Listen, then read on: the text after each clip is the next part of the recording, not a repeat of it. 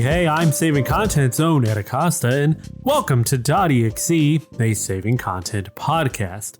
It's episode 32, and joining me today is the man who has the singing voice of an angel, driving a dump truck in reverse, Eric Acosta. Hey, it's me, singing voice of an angel, not so much. Maybe of like a fallen angel who screams and yells like a banshee. But you Screams know, hey. bloody murder. Bloody murder. No one's hearing my voice. Fall down! All right, well, now that your sound wave is going to be blown out. We'll see. We'll see if it's blown. Actually, I can check the the waveform right now. That is true. Doesn't look that bad, I think. I might have already passed it. I don't know. So anyway, like I said, it's episode 32. Welcome. I don't know. It's kind of been a light week for me. I've just played really 2 games all week. I think you've played a few more, but other than that, I'm not sitting on the couch today. Oh, yes. Yeah, you've got a new setup. I've got a jerry-rigged setup up here where I've decided I think I want to start streaming some stuff. So I need an actual setup to do so. And I pulled out my ironing board and put a blanket over the top. So now I've got a makeshift desk behind my couch. Two issues I have with this. Not stable? Stable's not a problem. It is thin, so if I bump it, there's always the potential for me knocking something off of this makeshift table. But the biggest issue I have is that it's a crossbar in the center of it because, it's just a ironing board. Right, so it's like a scissor thing, right? Yeah. My knee constantly hits it, and then I'm afraid I'm going to knock over like the camera that I have up here or like my keyboard or controller off. I've had a cup of coffee up here and have caught myself going, oh no, many times already, being like, okay, I don't want the coffee mug to fall because I really like the coffee mug. And then 2, I don't want it to spill on this blanket, so I have to go wash it. Right. So I decided to pull out the little TV tray that I had in my closet to hold all that stuff on. But other than that, I mean, it's a nice little setup. I just do wish it were wider and maybe didn't have the crossbar in the center.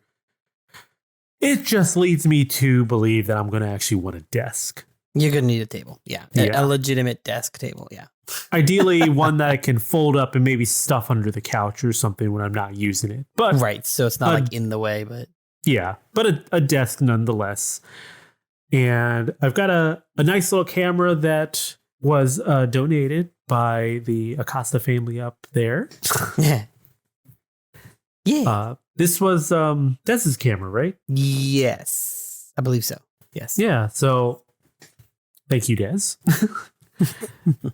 It's a nice little camera. It's got a little light on it, a little ring light, so I can get some fill light in my face.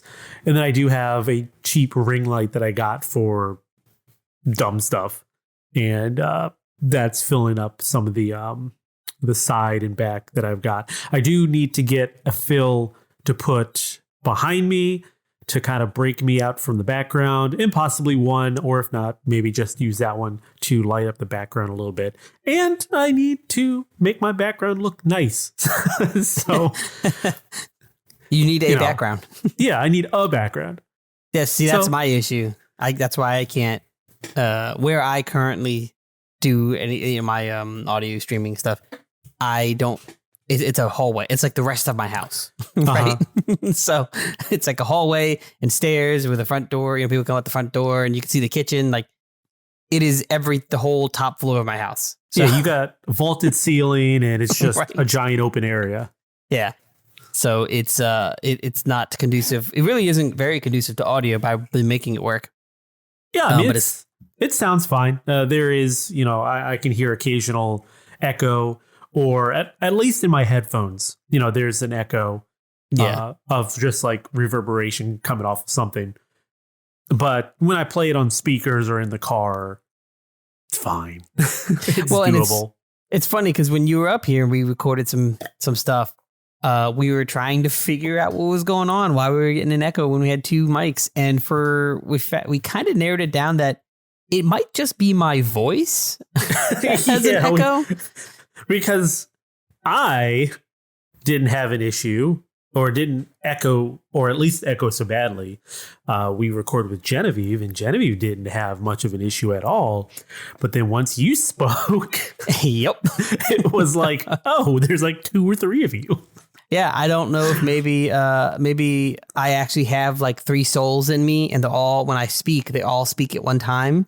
So it just kind of goes and echoes, right? Well, I don't know. One is of the angel, one is of the fallen angel, and one is you. And then one is of me that's trapped and trying to get out.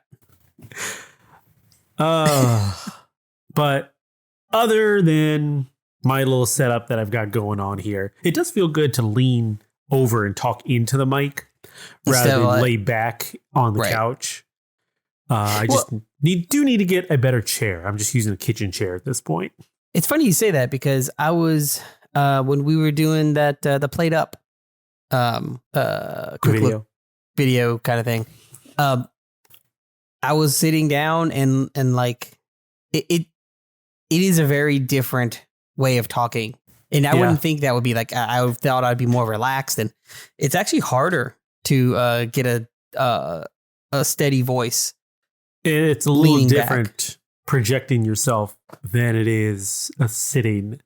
I'm sure it has something to do with constricting airways, but probably, and I guess it makes sense. I mean, in drama class, which we both had, our teachers always told us, projection, you want to kind of straight back and look up, to get a clear pathway. And I always just thought it was just like, okay, to throw your voice into the ceiling or into where it's going to bounce into the audience. But no, it really is projection of you. Right. Yeah, drama class. I'm going to need a suggestion from the audience. A place, maybe an occupation. Yes, and. Yes, and. You know what the best? And. You know who are the best conversators are?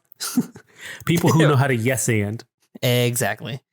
People who just say people who just answer your question or just end it with like a period.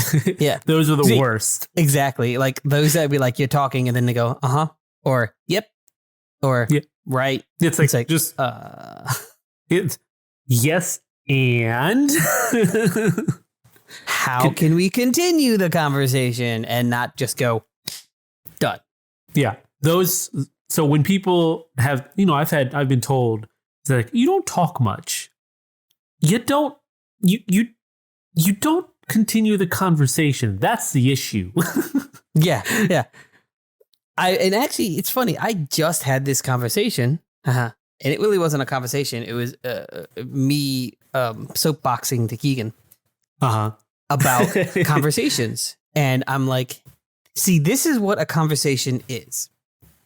One person talks, the other person is listening, but also absorbing what's being said.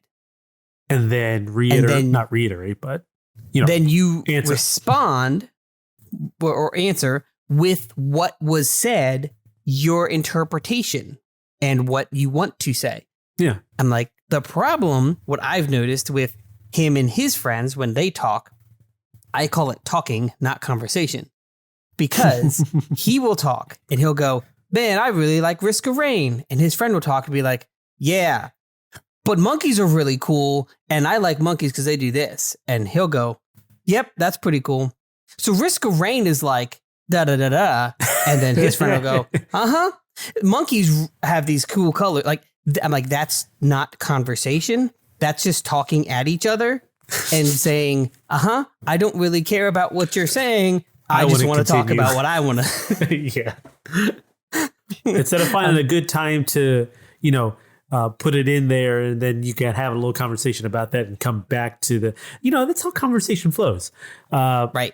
Ebb and flow. It'll come back. It's quite literally, you're talking to a camera by yourself, and then you just have like a response of like, yep, and then you're back to your topic. It's an acknowledgement response. Exactly. Yeah. It is a response of, yep, I acknowledged what you said. I don't care, but I acknowledged it.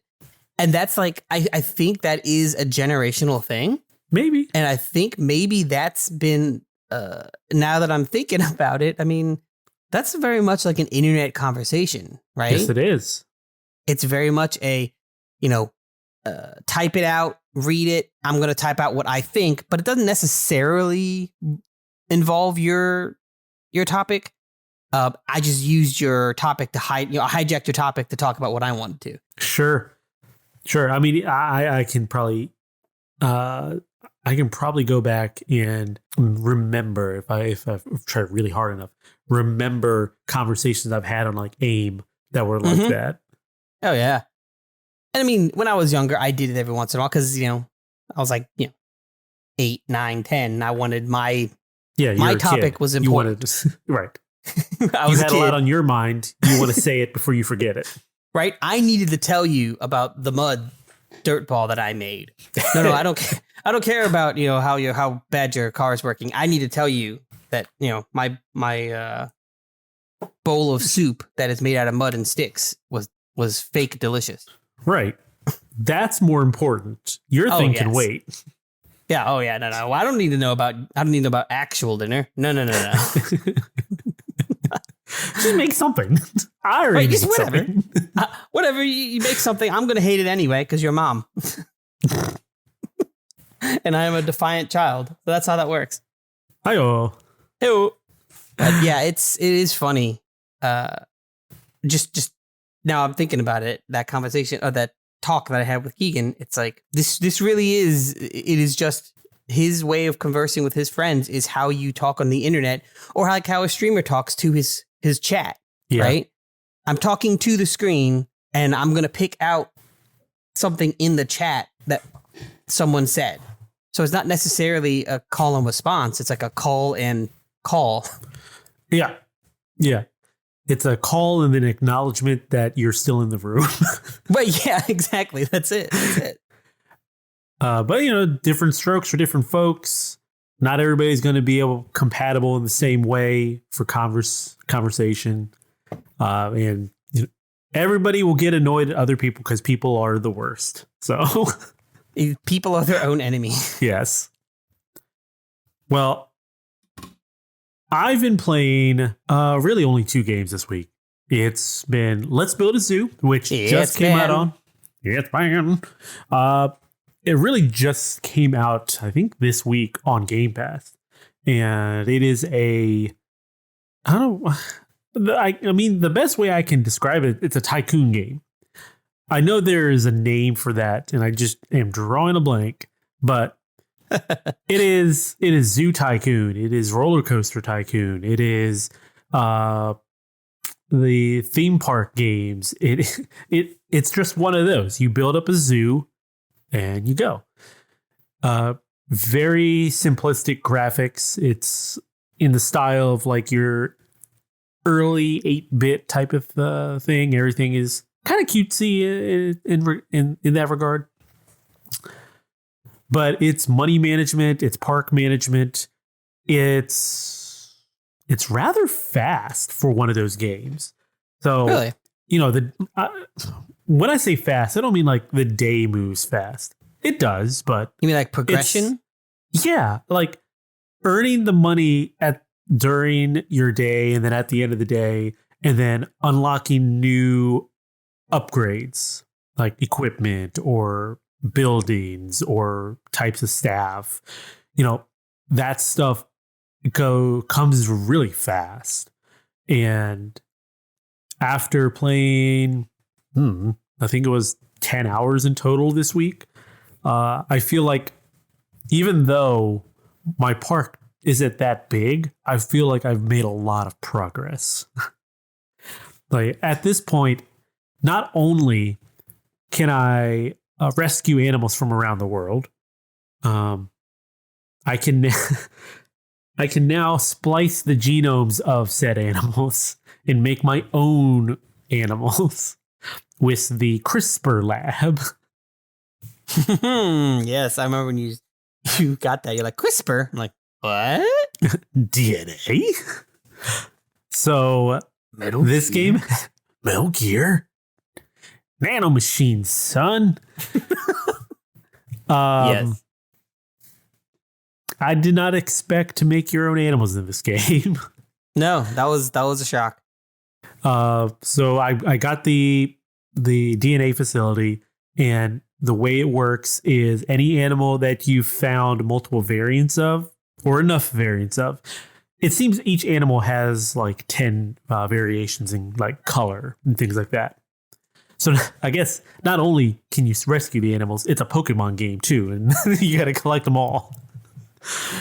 Once you do, then you've unlocked their genome, or I think it's maybe just 5 out of the 10. I don't remember off the top of my head, but you unlock the genome and you can throw the animal into the DNA into the facility, and it'll be like the head of one animal and the body of another. That's about as in depth as I've seen it go. And I think that's probably all it is. So like if you want to throw a rabbit and a snake into this thing, depending on what you put in first, in the first slot is going to be the head, in the second slot's going to be the body. Always? I think always. Okay. So like if I threw in a rabbit with a snake, then it would come out as a rabbit-headed snake. Well, that seems like the worst. For that animal, that seems like the worst of everything. And they do name the animal. It's just a mix-up of the two names. So like that would probably be a rabnake or something weird like that. Rabake. A snabbit. Yeah, a snabbit. I want that. A snabbit. A snake head and a rabbit body. Right. I think I had a snake head on a capybara. Okay. What's that thing called? A snappy bar? I don't remember now. But snappy bar. But yeah, it's really neat. Those animals cannot reproduce though. They are infertile. So to make more, you have to actually physically make more. The other animals in the game, they'll reproduce like crazy. In fact, the rabbits, I have a hard time keeping up with. I don't want to give them contraceptive, because at some point, I think in the game, I'll be able to send them out to the world to repopulate and like release into the wild and earn good points out of it. Right, but you were saying you can't just like sell them, like you can't farm them and sell them, right? Right. Well, at least not yet. The way that it's worked so far, up until I got the rescue center, or rehabilitation center, I forget what they call that thing now. But the way it's worked so far is if I wanted to donate a rabbit or like an animal, then I could get rid of it by donating, and it would cost me like 25 coins, which in grand scheme of things is not much. But the other option is euthanize. Like there's a button right there that says euthanize. It's like, oh, okay. But with the rehabilitation center, I can actually take my extra animals and throw them back out in the world so that they can, not be endangered. And in the rehabilitation center, it shows all the animals that you currently own or have in your zoo. And it has a little progress bar on the bottom, letting you know how endangered they are in the world. So like rabbits are very common. So that bar is full and it's green. So if I release an animal or release a rabbit, I won't get much in the way of like good points, but I don't have to pay anybody anything to get rid of them. Right. Speaking of, there's a whole Paragon Renegade system in this game. Mass Effect? Yeah, I don't recall the name of the good and the bad points, but throughout the game, you're presented with decisions. And sometimes those decisions will give you good points, and sometimes they'll give you bad points or no points. So you're not stuck with only doing one or the other. As an example, sometimes a person will come into your zoo and they are a poacher or something like that, something along those lines, like a black market seller. And they will come ask you, and a little window pops up, said, "Hey, I can get you some new animals for your exhibit, some exotic animals you've never seen before. Would you like some?" And you have an option of saying yes, and that'll give you negative points. Or you can you can turn them into the police and get positive points. So every time that's popped up, it's like, I want positive points. Bye, dude. Snitch. You a snitch. I was snitching. I think that's even what it says. Do you want to snitch? I mean, yeah, it makes sense. But yeah, and by doing the positive or negative build up there are some facilities that require a certain level of that positive negative rate to operate. So I saw in there's something along the lines of I think it's like, what do you like, a puppy mill, something like that. And you have to have like 40 negative points to operate that. Oh, wow. Okay. That's a turn. I didn't think it would go that like dark. Yeah.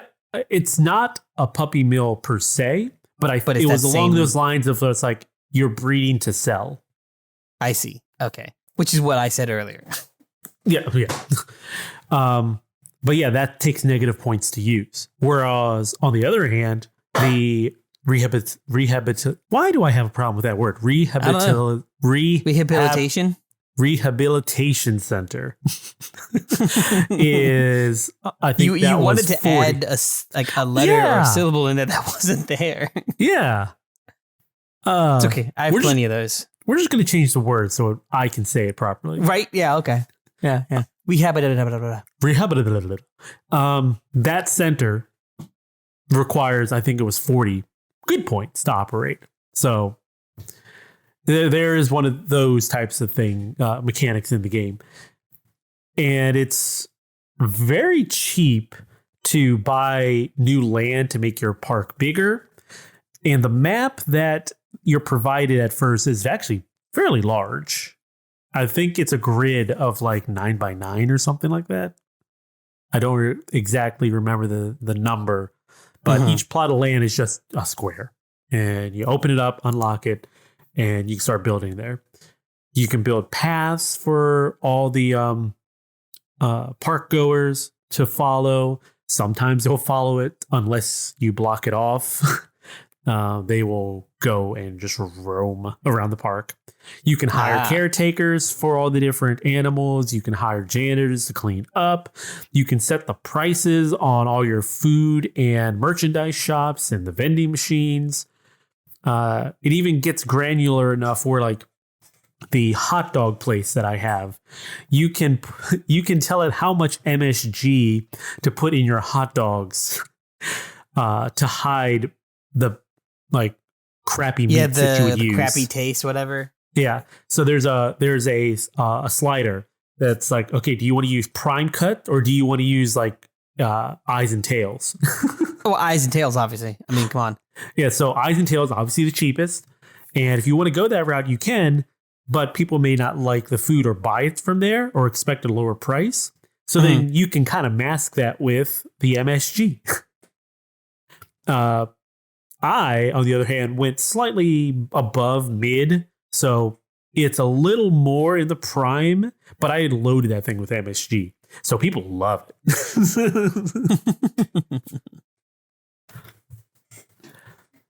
But I think that is a fun management game. And I think everybody should give it a try. On the I actually flip saw side, you playing it. I wanted to try that guy. yeah, that might even be something Genevieve may like. I don't know if she's into the whole management stuff, but the animals are cute. I mean, that's 50% of why she would play it, right? Right. Animals are cute. Look, okay, I'm gonna be real with you. I said that because Genevieve's in the background here, and she hasn't heard any of this until I said, "But the animals are cute." And I look over, and she's opening something, and she looked up right at me, like, and smiled. Excuse me? You got something cute for me? Right?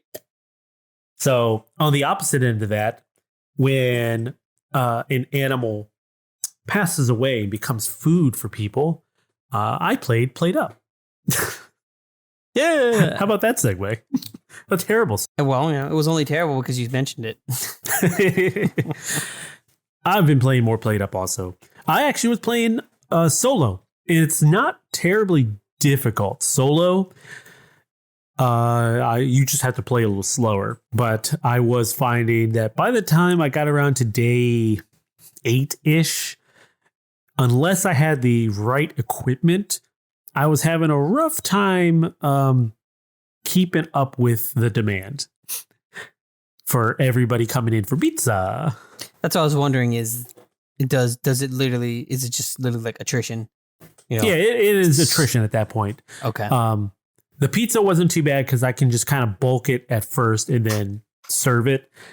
Cleaning the plates was rather hard by yourself because you quite literally have to go serve them the food, go start making something or cleaning something, and then when they're done, run back to that table to free it up for the next guest, and then run back to your sink to clean those dishes so that they're out of the way, out of like the counters and everything, so you can use them. I did get a dishwasher, and that helped quite a bit, but I messed up.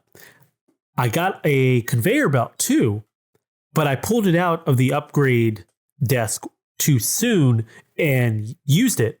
So it grabbed the plate from the dishwasher, but it grabbed the plate from the dishwasher. It didn't grab just a clean plate. So when I threw the dirty plate in, it went on the conveyor belt. It's like, well, that sucks. But it's just one extra step I had to do now where I load 2 plates into the dishwasher so that one is trapped on the conveyor belt, and then the rest go in the dishwasher. And then once it hits 4, start washing, grab the dirty plate, put it in the dirty plate holder. Well, what you need to do there is the conveyor belt needs to be a smart conveyor belt, smart grabber. Yeah. And that would have been leaving it in the thing for one more turn. I just pulled it out too soon. Well, and that's one thing that I think needs to have a change. And maybe we just haven't gotten far enough into the game because we've been playing it together with Des and Genevieve.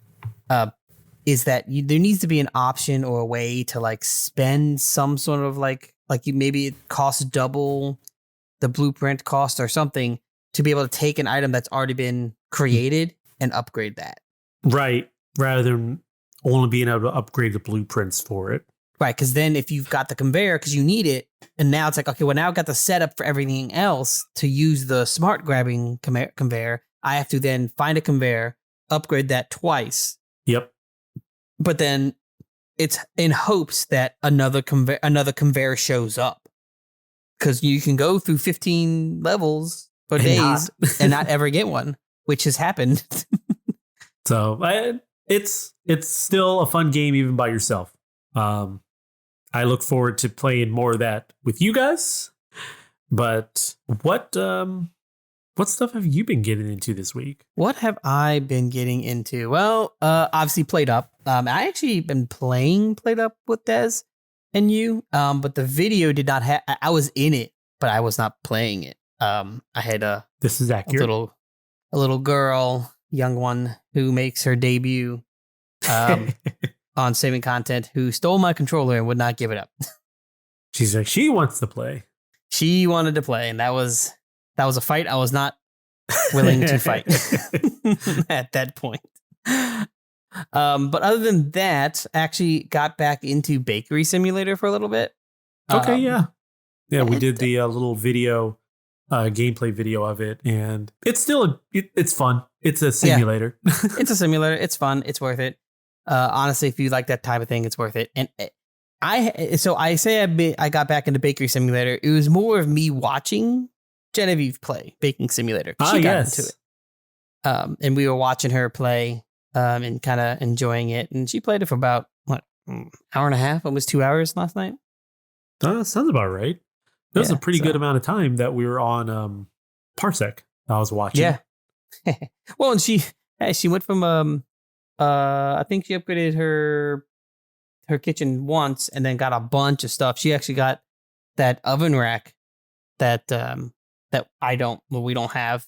Oh yeah, the in-wall oven rack where the rack itself spins around inside the oven. Yeah, the rack spins around. Now it's cool that you can take that rack out. I think that's a neat addition, because like if you get into the point where you've got multiple orders, you can take it around to where you've got them and just stack them, so you're not going forward, back.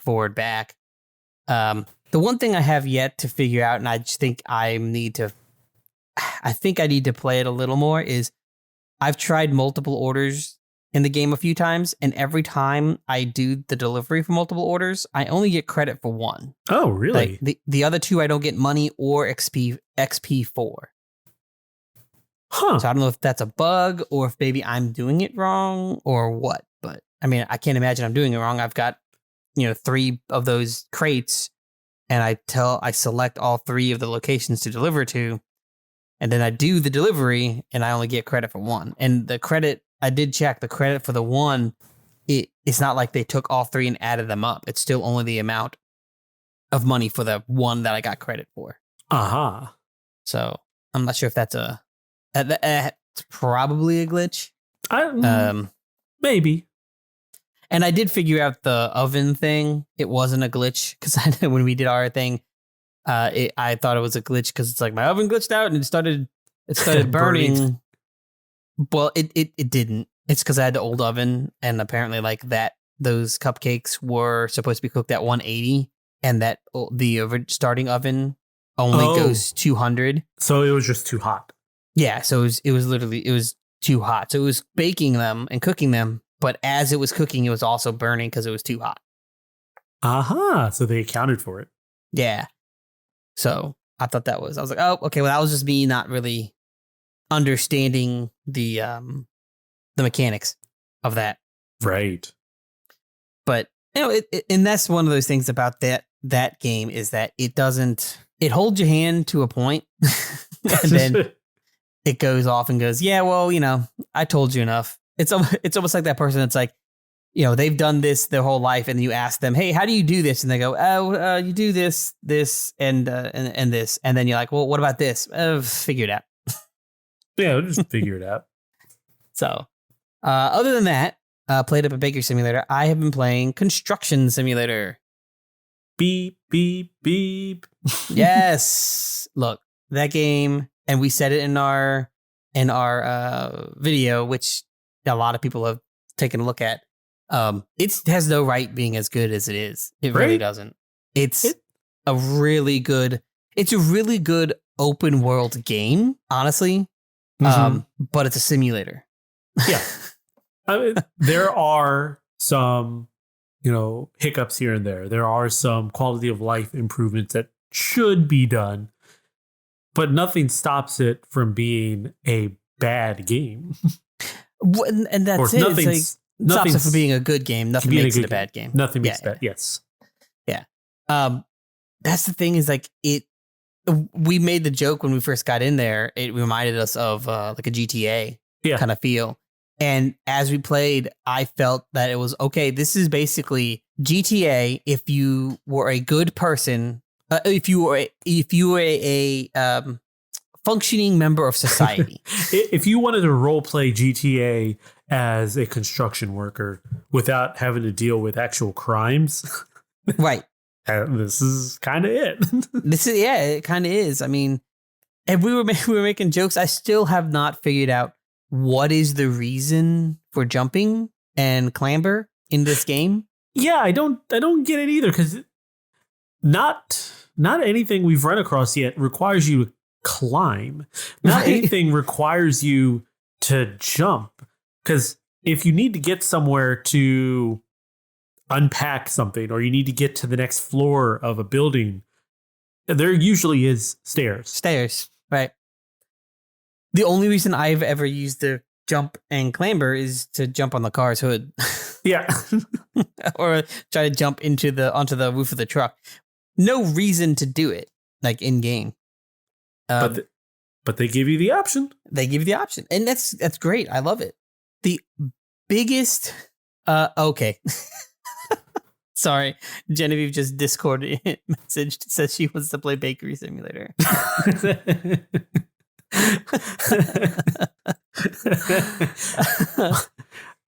Well, I guess that means we've got to finish this soon.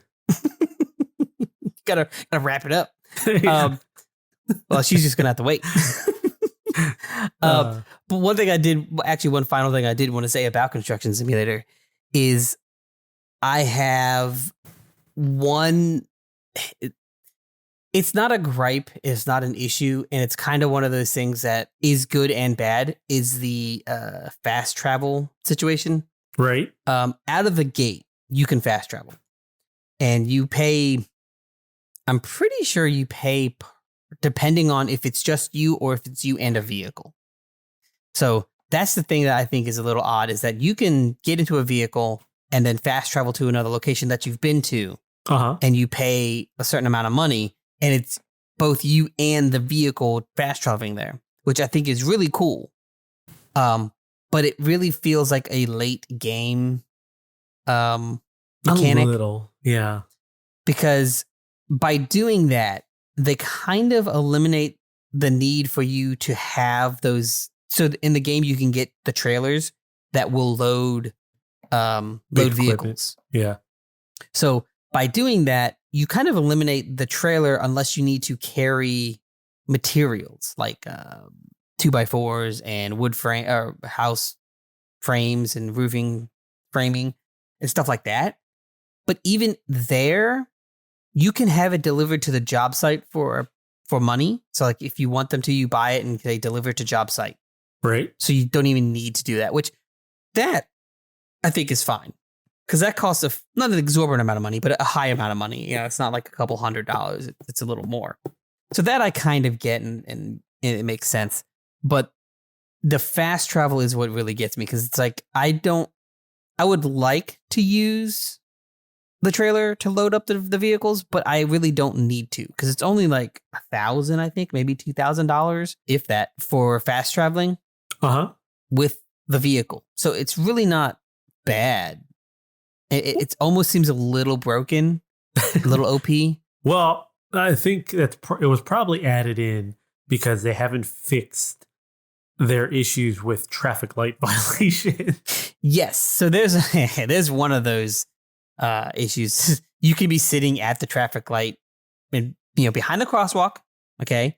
So you've got like 4 feet into the crosswalk in game, and you'll be sitting there waiting for the traffic light. And then you hear this, boo, traffic light violation. I'm like, what? What did I do? I was sitting here. It's still red. The one that bothered me the most was I was sitting at a red light, waiting for it to turn green. Everybody else is going around me, except for the lane next to me. And then it goes from red to yellow. It's like, wait a minute. I don't even have time to get up and go. So it turned. So there was a point. It turned yellow. So I floored it, and then I got a red light violation for running a yellow light. Like, well, this is not fair. Well, and then I also found that there's a way around the red lights, and that is literally if you're coming up to a red light, go onto the sidewalk and go onto the perpendicular cross traffic road, and then cut back across. So you literally, go into the other road. So you don't, they have that line separated right at the road and not on the sidewalks. So that's how you get out of that. No, sir, I didn't run a red light. I actually turned right and then made a left. Yeah. Which that's another thing. I guess if they were really to bring in traffic laws in here, which I kind of am for, because that's what this game Yeah, it's kind of what essentially is trying to do, right? Then they need to incorporate like, right turn on red and, like vehicle collision, which I thought was in the game. Because if you read, there's a thing to turn off that kind of stuff. Right. It says red light penalties, collision penalties, and something else. But I've hit a few cars and I've gotten no penalties yet. So I don't know. Maybe I need to progress further in the game. I don't know. It's very possible. It does seem a little weird. And then speed. Oh, that was it. Yeah, it does have a speed. It said speed infractions, and I've gone 50 miles an hour down roads, no problem, no speed tickets in town. So like, also some of those trucks I don't think can break the speed limit. Yeah.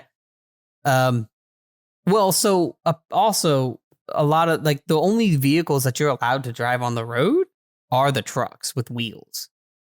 So like the tank ones if you want to drive it to your location, you're supposed to put it on a flatbed and do it that way. Or just teleport it. Which I'm fine with the teleporting. That I like having the option for a full sim, but at some point, I was like, I just need it to be a game so I can keep playing. Right. And that's what I get, and that's why I'm like on the fence of that. It's like that like, oh well, that's not realistic. But then I go, but it's a game.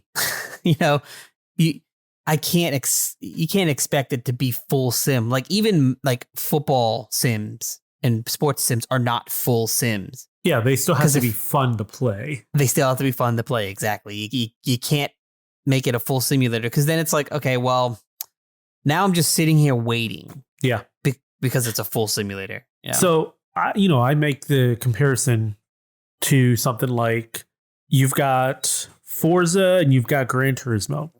Those are simulators in the grand sense, but they aren't a full sim because they still have to be fun to play. Versus something that's it's fun in its own right, but the Assetto Corsa series of games they're pretty much as full sim as you can get on a console, but it's very dry. Right. Like I said, it's still fun to drive, and it can be a little difficult depending on your control setup, but there's not much game there.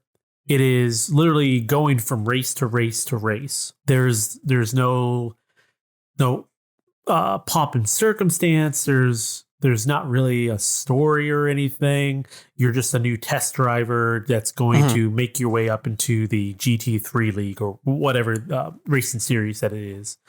And it still has to be designed for fun.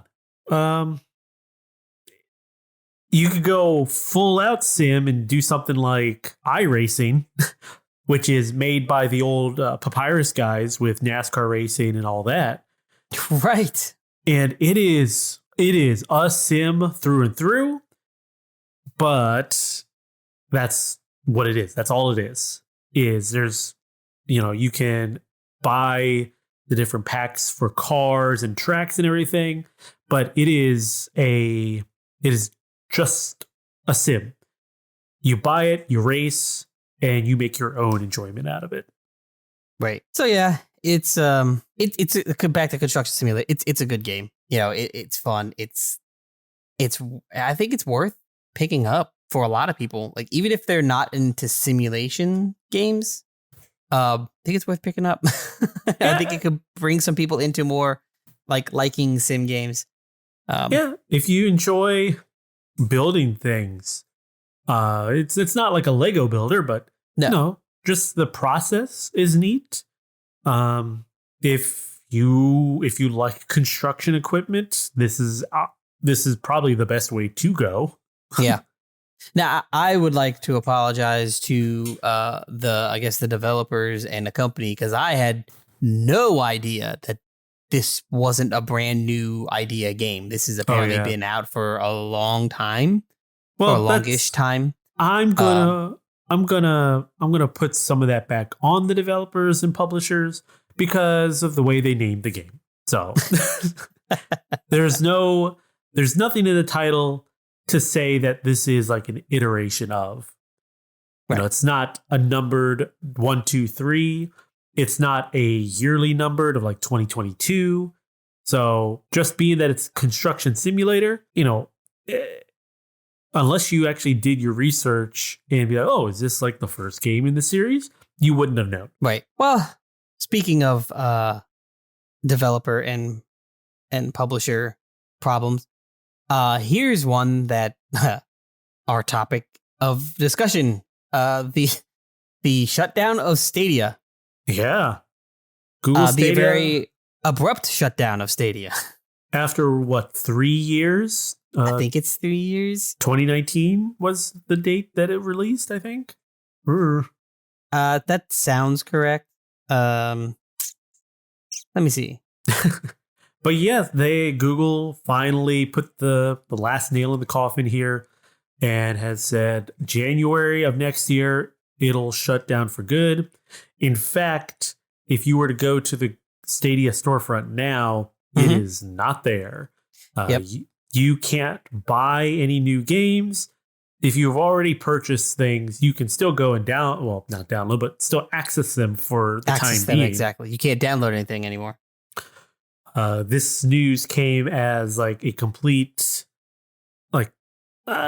shock, I think works. A complete shock for some developers because they had games coming out within the next couple weeks here. Well, yeah, there was one on an article I believe was on Kotaku I was reading. Actually, I have that up. But it was one, they're like, we had a game coming out like in 2 days. Yep.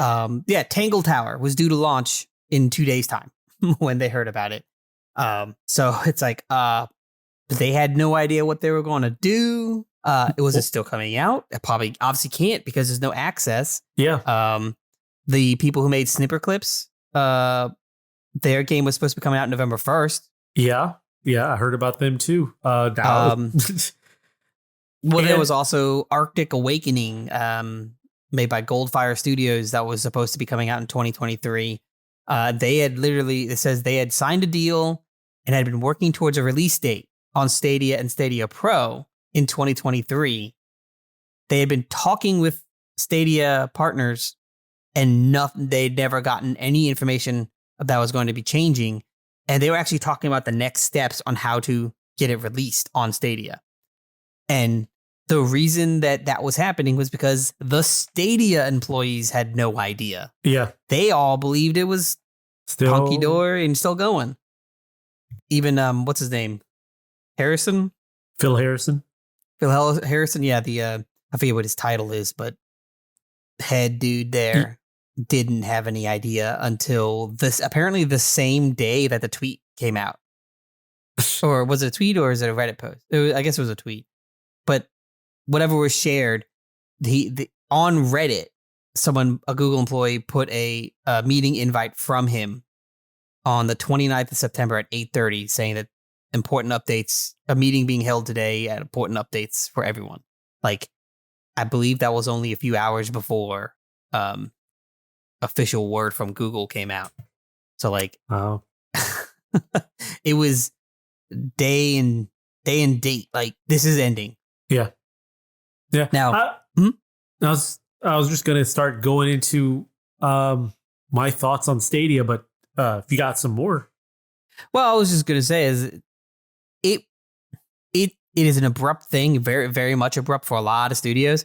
But it's also one of those things that I don't think it was. One, it's not out of Google character. No. Right? It is very much within. Yeah, everybody kind of predicted this. Yeah.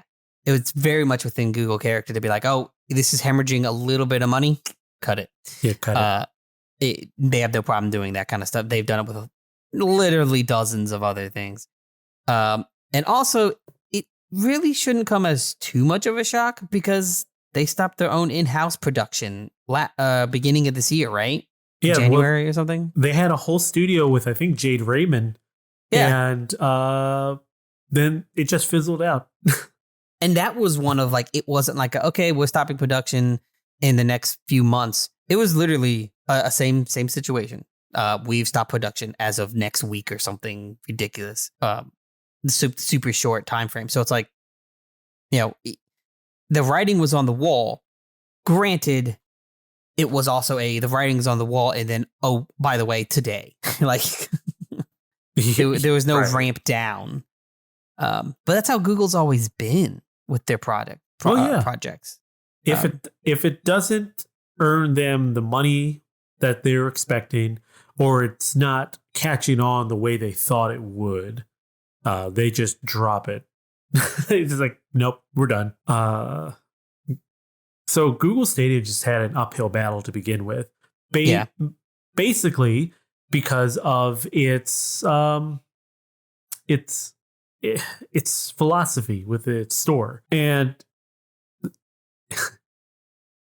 on paper, Stadia at this point in time should be the biggest thing out there because of everything that that the world has gone through since Stadia launched. It was like the perfect idea, the perfect storm of things to make their particular storefront work. You have everybody at home.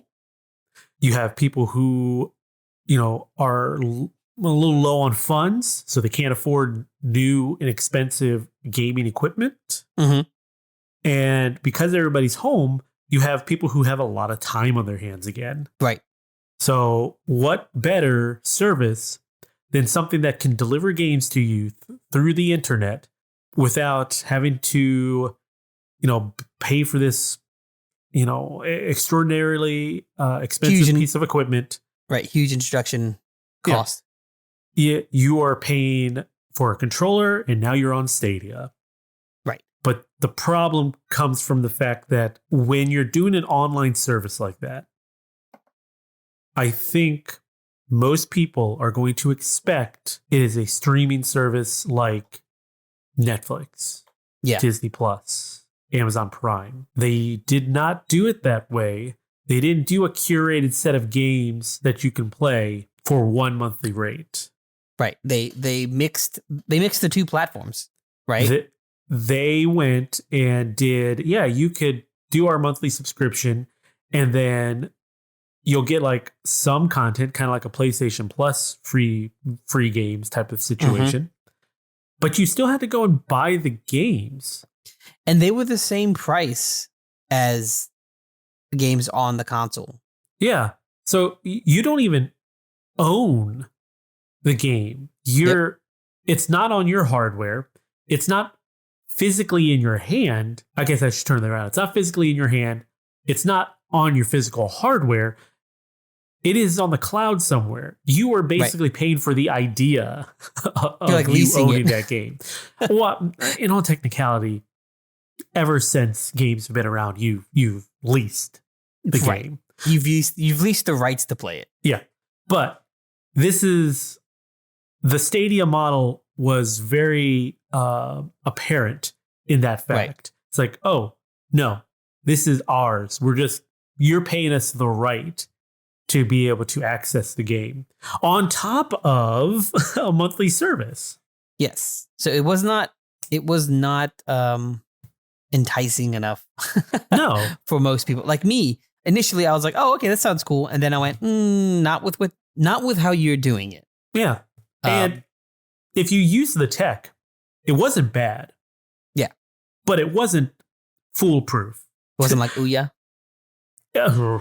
I mean, Ouya is a whole separate thing, but it was no better from what I used, at least. Everybody has different experiences based off of where they're located and how far they are away from one of the data centers. But using Stadia's tech, the Google streaming tech, versus something like Microsoft's Azure cloud stuff for their game streaming, mm-hmm. I didn't really feel any difference in the latency. And cloud streaming comes free if you have Game Pass Ultimate. Right, but see, that Game Pass Ultimate comes with more than what Stadia was giving. Yes. And you don't have to buy the games individually. And you don't have to buy the games, right. but you don't have to. Right. Yeah, that was the biggest thing. Is like it comes in going, hey, we've got you. This is what we can do, and they go, oh, cool, but I can get that here and more. Yeah. So you're giving me something, and then the price wasn't that much of a difference. I actually want to say it was about the same, wasn't it? I don't remember what the cost. I don't remember were. what the cost. I don't remember. I know the games cost the same amount. Yeah, I remember the subscription being like, okay, that's just another one of these. This is just another Microsoft setup, their Xbox subscription, but I'm not even getting half of what I get with this, or even Sony. You know, like it didn't seem like enough. You didn't give enough. So here's another thing. It's like, people are starting to get more comfortable with digital storefronts and putting all their the rights into what they own into these storefronts. Yeah. What happens when the storefront goes away? Everything that you spent money on, it just disappears. So, Steam has a backup in that. I think in their terms of service, they basically say you will get a downloadable copy for whatever game that you've purchased through our store if we go under. Right. I don't know about other not retailers. I don't know about other storefronts like Microsoft or Sony, but I assume that they're probably somewhere thinking about that. You would think there would be some sort of contingency there. Yeah. But like here, and they're putting it on the developers as far as I can tell. And It's not even Google putting it on the developers. It's players being like, hey, Red Dead developers, hey, I bought this on Stadia and I've got like this one dude was like 2,000 hours or something ridiculous. I need help. Like, let me transfer this. Well, yeah, and I wouldn't say that's the players putting on it. I'd say that's Google just kind of throwing their arms up and say, you deal with it. Well, that's what I'm saying. Yeah, Google is not doing anything, basically, and it's just figure it out where the players are like, hey, I still want to play this game and I put this much time and money into it. Game developer help. Right. Well, and it shouldn't be their responsibility, is what I'm saying. Right. And that's what I was trying to get to, is that this is the first time that a storefront of this magnitude has gone under. And with everybody getting used to these, now it starts bringing up those, those comments or those concerns again of like, well, I spent all my time and money into this platform, and all that stuff that I purchased that is mine, again, coming from the consumer mindset, you own that. That's yours. Right. Yeah, like you buy a gallon of milk, that's yours. But so that's that assumption. I've paid money, it's mine. Right. That's the assumption. I've paid the money. It is my copy. I should be able to use it. Use it and do as I wish. Yeah. So when the storefront goes under, what happens? And in Google's case, they basically just said, nah, we're done. Don't care. You'll have access to your stuff until January. And it seems like, the individual developers are left to figure out, okay, how do we get our player base to keep playing the thing that they've paid for, maybe in other places. I think the thing I last saw was Google was going to refund. I was going to say, I remember seeing something. They were refunding all players. They are going to. I don't know if it's all games or if it's big games, like blockbuster games. Like I don't know. It just says they're refunding to all players. I don't know if that. The thing I read was they were going to refund all purchases. Okay, that's a crap ton of money. But it's Google. But it's Google, to them, so they have it. And for the amount of people actually using Stadia, it is quite literally like pulling change out of your pocket. Yeah, basically. I do have like, I don't work in the gaming industry. Like actually work. My job is in a very different industry. Right. In engineering. And it's a lot of this is, I think, is insane and garbage, and it's not fair to the consumer or the developer / publishers, which, I only have so much empathy and sympathy, for a publisher, but it's still not fair, right? Right. It's not good business practice. But there was like a quote from somebody in the a developer in one of the articles I read talking about like the feeling of having 6+ months worth of work literally just mean nothing. Mm-hmm. It's like that's the worst feeling ever, and I'm like, yeah, I know it sucks, doesn't it? Because in my line of work in engineering, that happens all the time. Like it literally happens where it's like you'll put almost a year's worth of work into, in my line, like, getting a transformer set up for a new substation. And then the city goes, yeah, we don't want the substation anymore. And all of that work for all of those people literally just get forgotten. It goes, oh, well, project's closed. And now you're like, I spent a year of my life working on this. I just have to pick up and go elsewhere now. And something else, do something else, go to, so it's like, I feel for you because I know how that feels, but it's also, I don't feel too terribly bad because I deal with it every day. Yeah. Well, so I mentioned earlier, this is like the first big storefront to do this. Yeah. I should probably clarify a little bit. Technically Nintendo has gone through this with the Wii Shop and the 3DS eShop. So, the Nintendo didn't handle those very great either. But True. it's a good wake up call for these bigger storefronts like your Amazons, like your Microsofts and Sonys, to be like, okay, well, we should probably have a contingency plan just in case. And it should be a wake up call to the people who buy the games. Mm-hmm. Like, be a little more choosy about where you're purchasing games. Maybe this is a good sign for, well, maybe I don't actually buy games. Maybe I just do like your subscriptions, like a Game Pass or something, if that fits more your lifestyle. Or maybe you just buy physically from now on.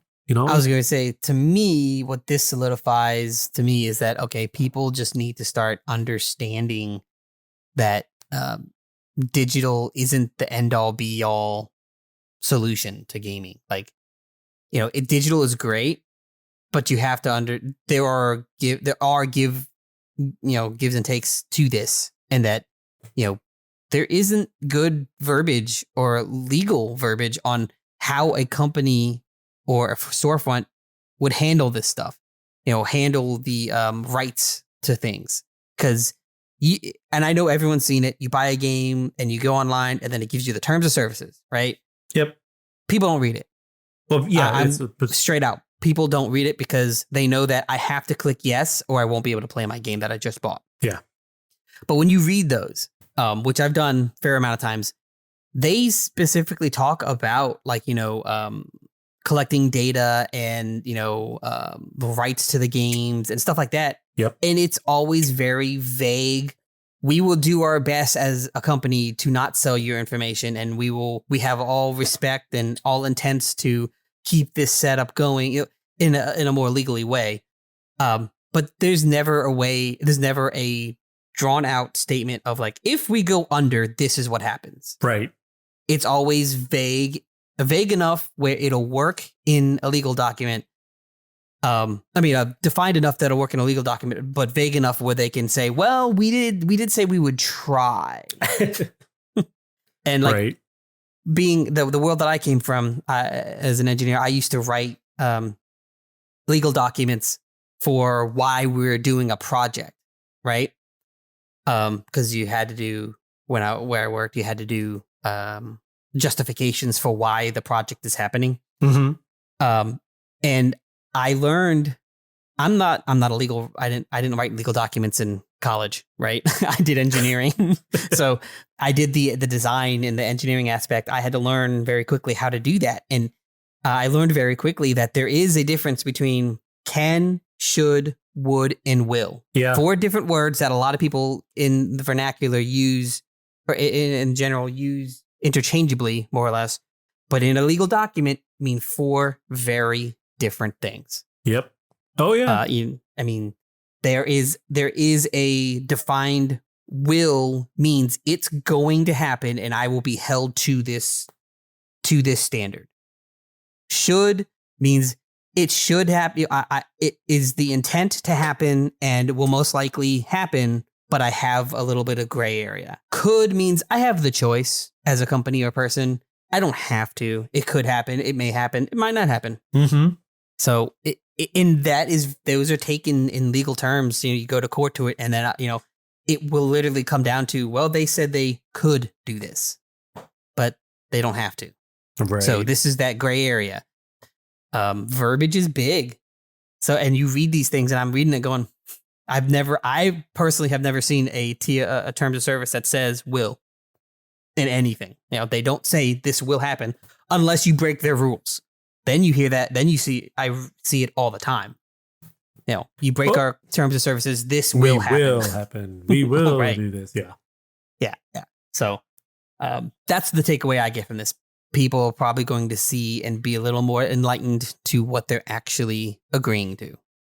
Not a whole lot of people, because, it's not affected Sony or Microsoft's direct storefronts or Steam, but it might open the eyes of more people. So that was my statement on that. There's my soapbox. I'm going to step back down on it. Now I'm back to normal height. Yeah, it's not a great situation. It's not. I feel for the people who decided to use Stadia as their storefront. The idea was good. The execution was terrible. Yeah. And my hope is that the developers come up and help out help people out for, not saving face, but what do you call it? Like PR presence and whatnot. And because it's the right thing to do. Right? I just want developers to take away from this, be careful about deals that you make and how it better fits your player base, not your pocket. Right. Well, and see, here's where I get on that is that you've got developers that in general would probably think in that terms, but then you got publishers who are like, well, this killed us pocket, in our pocket wise. So now we just don't approve that. We don't approve this kind of startup stuff. It could go that other direction where it's like, well, here's this huge company, Google, who decided to, we're not gonna continue this thing. So now if something else comes out of this kind of same thing, if it's not someone that's super established in that world, they might not allow that to take the next steps, which, could really, that kills innovation. Because you have to buy in and fund innovation for it, even if it's a great idea for it to prosper. Mm-hmm. So I don't know. It's terrible.